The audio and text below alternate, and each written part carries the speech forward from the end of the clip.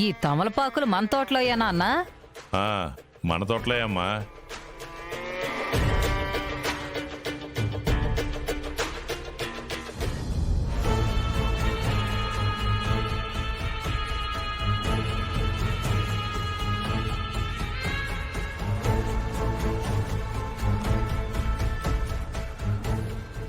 నీతులు చెప్పే 3 కోతులు కూర్చున్నట్టు ఈ ముగ్గురు సరిపోయారు. కాకపోతే వీళ్ళు నీతులు చెప్పడం కాదు కదా, అవినీతికి పాల్పడే మనుషులు. అన్నా, ఎవరైనా అమాయకురాల్ని లేదా సౌమ్యురాల్ని తీసుకొచ్చి కోడలుగా చేసుకుంటారు. నువ్వేందన్నా ఏకంగా బాక్సర్నే తీసుకొచ్చి కోడలుగా చేసుకున్నావు? నేనెక్కడ తెచ్చుకున్నానమ్మా? అబ్బోడు పొగలో పసుపుతాడు మూడేశాడు. ఆడికి ఇప్పుడు అది ఉడతాడులాగా బిగించుకుంది. నువ్వు ఇట్లాంటి విషయాల్లో జాగ్రత్త పడతావు అనుకున్నాను అల్లుడు, కానీ పప్పులో కాలేసినట్టున్నావు. నువ్వన్నట్టే నేను సున్నితమైన సౌమ్యమైన శ్రీవల్లి మీదే మనసు పడ్డానత్త.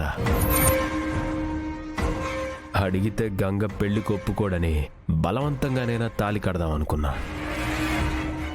కాకపోతే శ్రీవల్లి ఉండాల్సిన చోట్లో నాగవల్లి ఉంది. నా ప్లాన్ అంతా రివర్స్ అయింది. నువ్వు చూసుకోకుండా తాళి కట్టేవాళ్ళుడు. అక్కడ నువ్వు అరుంధతి నక్షత్రం చూపించావో లేదో గాని ఇక్కడ మాత్రం ఇది సుక్కలు చూపెడతా ఉండాది.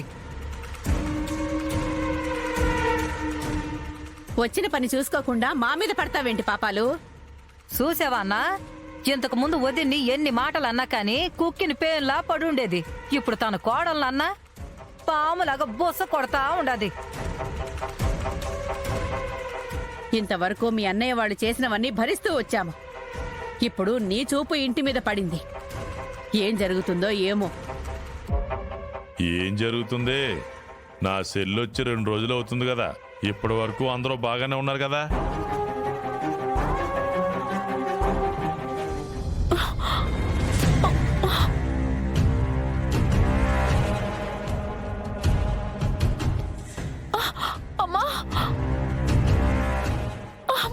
నాగవల్లి, ఏమైందమ్మా? కడుపు పట్టుకున్నట్టుగా ఉందత్తయ్య.